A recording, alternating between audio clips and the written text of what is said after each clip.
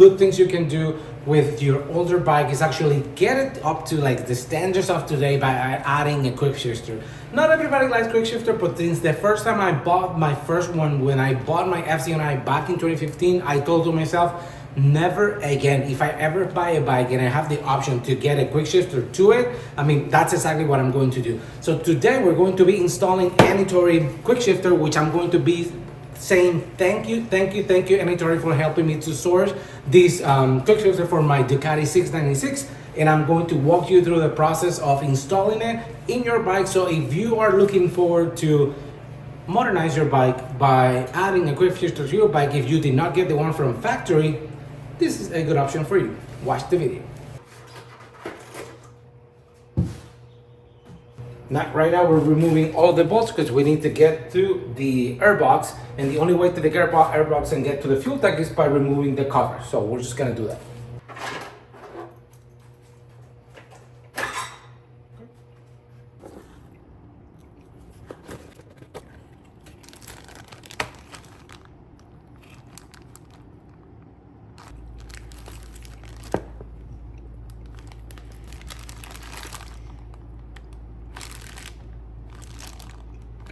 So in case you didn't know, like super quick, how a quick shifter works. Quick shifters are normally going to interrupt the signal between your injectors or your ignition, meaning you're going to position the quick shifter in between the prongs or the connections for your injectors, or you're going to be connecting them in between the harness that's actually powering the coils. Whenever you apply pressure and the quick shifter feels a little bit of like pressure that you're applying on your shifter, is going to send a signal to like unload, meaning unload the engine by either cutting fuel or cutting spark. In the case of the Ducatis, I was highlighting the fact that it says FI at the end of the model, which means fuel injection, meaning that we're going to be interrupting the signal on the injectors, which is what we're going to be doing right now. So I'm gonna come here. All right, so now with the tank raised, hopefully I'm moving this side so you can see it, I'm going to remove the flange cover. Cover is here, so now we're just gonna, now let me get a rag. All right, so at this point, it might be better just to remove the tank. So as I'm showing you here, you can tilt it and put it kind of resting on the side, but there's a chance that if you have to move the bike, the tank might not be properly just, you know, seated, and you might end up like dropping it. So if you don't want to go through that and then just having to deal with a broken tank, you might as well just remove the two lines, and you don't have to worry about it, and then you can just work comfortably.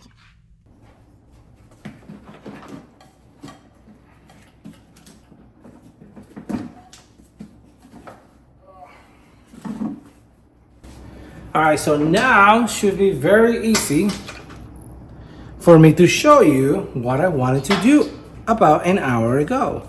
And essentially, we're trying to intervene this plug right here, which goes to that injector, and then the plug right here goes to the other injector.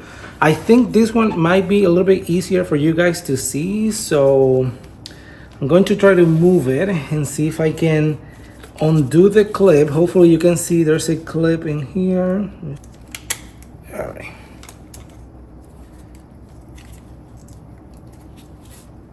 Okay, so I have the clip now. Something that I want to do, but I don't want to forget, is just to put something here because I don't want anything going into my engine. So I have the clip out. I'm going to put it in here. And now I'm supposed to be able to pull the plug like so. This is the harness that we were looking at earlier. I'm going to pull this and I'm gonna put it in here because this goes here. I wanna be very careful, but I'm going to push it on the inside because this is just a seal to kind of get it in place. So what you're gonna do is, for the same pair, you're going to plug it like so. There's a channel and a wedge in here. So these two are gonna go together, and then this with the new metal clip, I'm going to get the clip out. Actually, you know, these ones are easier than the ones from Ducati. Thank you. Okay, so I'm going to connect this here, like this. Okay, so it's connected, and now I'm going to put the pin like this. Oh wow, oh wow, look at that. Oh wow, Annitori, that was easy. So now we're gonna get the other clip from the Ducati one, and now I'm going to connect it. Okay, and now I'm going to put this. Okay, so let me make sure that it goes all the way. Oh, it's not in here. Okay. Okay, now it just doesn't come off. That's sweet. That's actually pretty OEM. I love it. Okay, so now we're going to be repeating the same steps on this one. So this one, it's gonna be a little bit hard for you to see because I have this in the middle. I have that in the way. So I'm just gonna repeat the process by getting the 2 screwdriver method so I can remove the clip with my hands. Okay, all right, so the seal stayed on this one. So I'm going to now fish the harness. Okay, it's right here. So this is a 2-piston bike. So I'm going to connect this to the main harness. So this is how you're intervening. Okay, so now I'm going to repeat the process again. Put the clip. Make sure that's in the channel. Okay.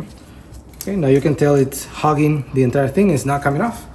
And now, look at how easy is this, Ducati. Come on.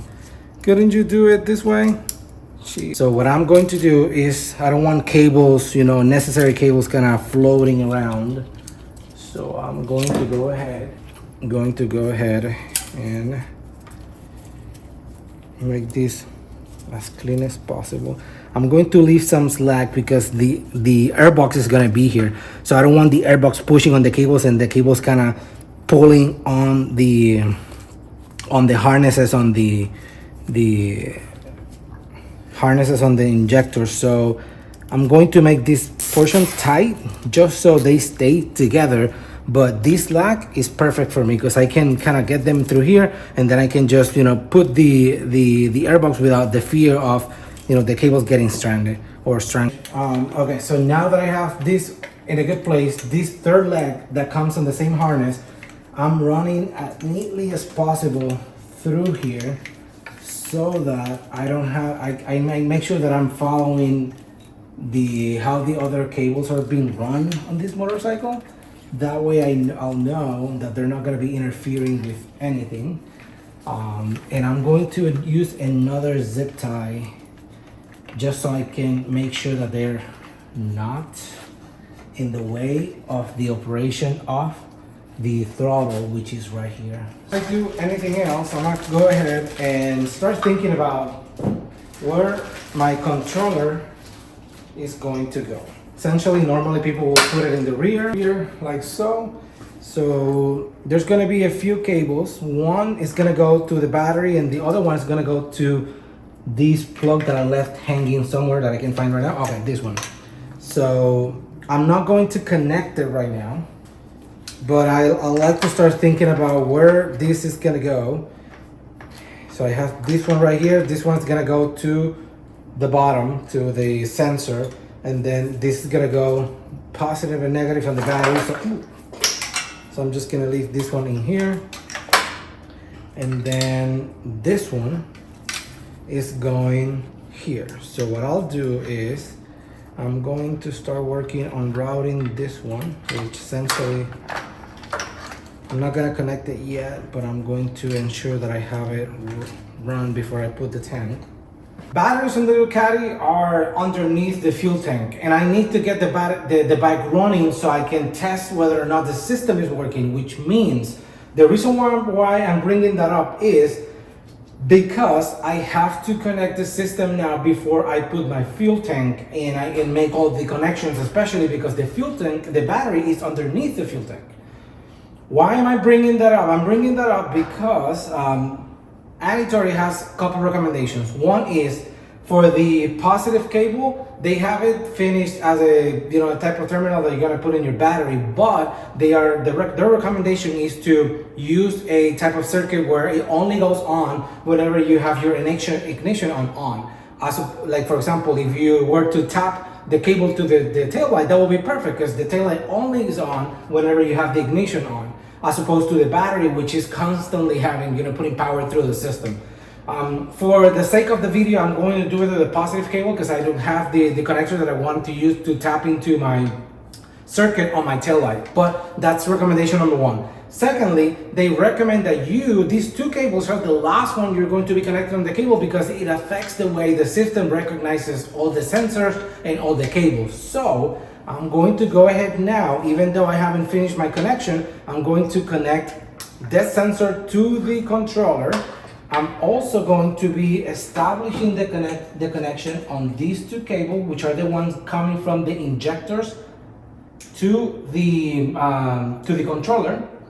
So it's connected as well. So I have these cables connected to the sensor, the cables connected that are going to the injectors, and now the last ones are going to be the negative and the positive. So I'm going to connect this now, and this is going to finalize my connection, and at this point I'm going to be able to put the fuel tank back and then just get the bike in a place where I can start it and do all the troubleshooting after I finish putting my rod and replacing the rod that I'm going to be using with the Quickshifter sensor.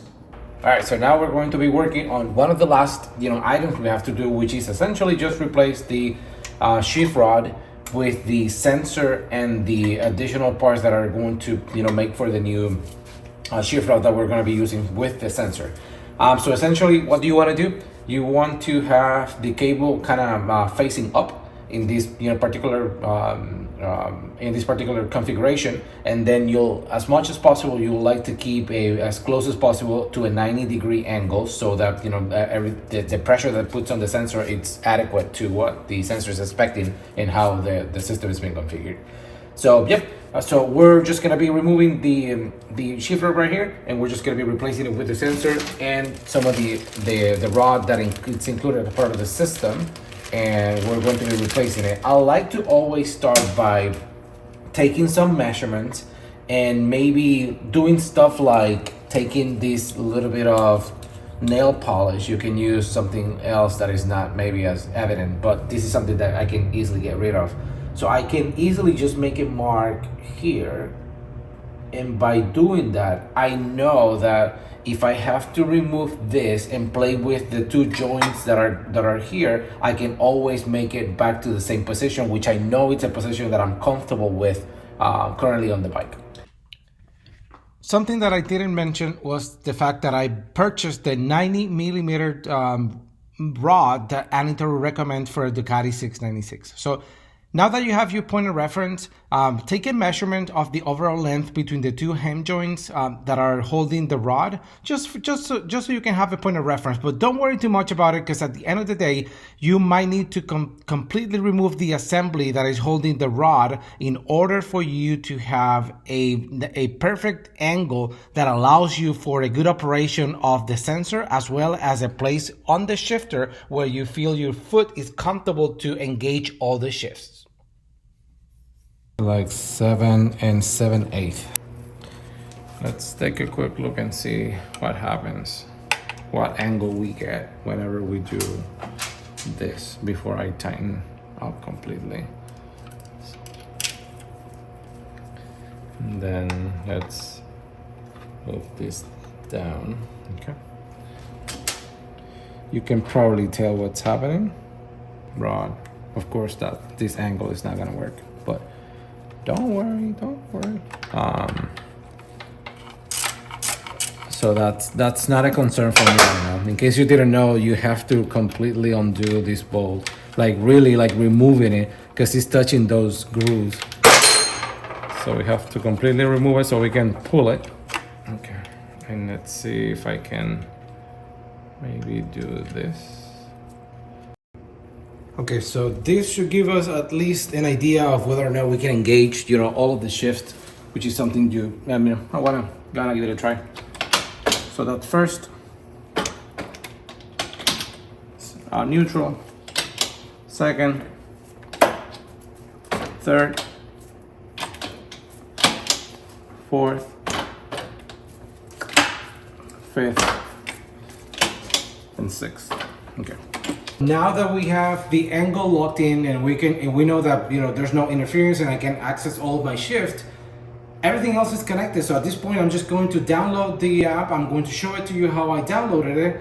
And now we're just gonna go and do a static testing on the bike. All right, let's do it. I mean, connect it to the app first, and then once we're ready, we'll do a static test, and then we should be able to take it out for a spin. All right, so I'm going to locate the app.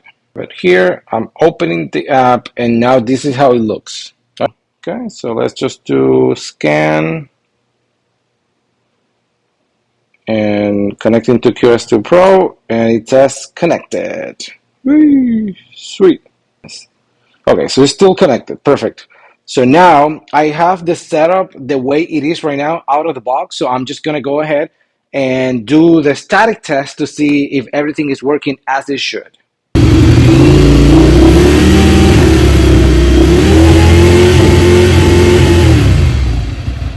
Alright, so in case you didn't notice, what I was trying to do was to get the bike all the way up to like to 5,000 RPMs. I had the stand up and I have the clutch in, and then when I was like hitting about 5,000 RPMs, I was hitting like not harder, I was hitting first, like I want to go to like the negative or all the way up to like 6th gear, and then I was trying to go like I want to go to like 7th. So by doing that, I was just proving the fact that the sensor was trying to cut the fuel. So when I was doing this with my head, that's when I was doing the same thing with my foot.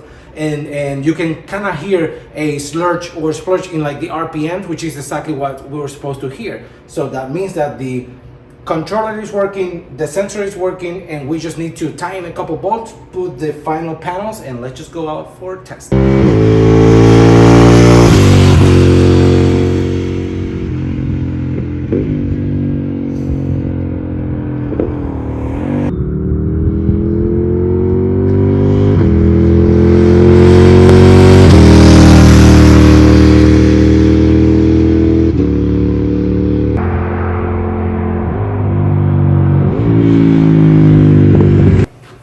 So you saw the Quickshifter in action, and from the bike, it was difficult for me to be able to hear the exhaust, which is something very notable and noticeable in other bikes whenever you are riding and then you hear the exhaust. But when I heard the videos from the outside, I'm like, damn, like that sounds actually pretty good. So I like it a lot. You have the ability to do offshoots and blipping at the same time, which is great. The thing I have to do is just to maybe adjust my shifter like maybe 5 millimeters down, and that's just gonna put it in the perfect position. And as long as that I have that in between the shifter mechanism and the rod, a 90-degree angle, or at least as close as possible to it, and there's nothing else kind of getting in the way from the operation of the shifter, you should be good to go. Thank you so much for watching this video, and pay attention because I have something else for my Ducati 696 coming that I think you'll like it if you are in the market for making this bike a little bit more unique. Thank you for watching.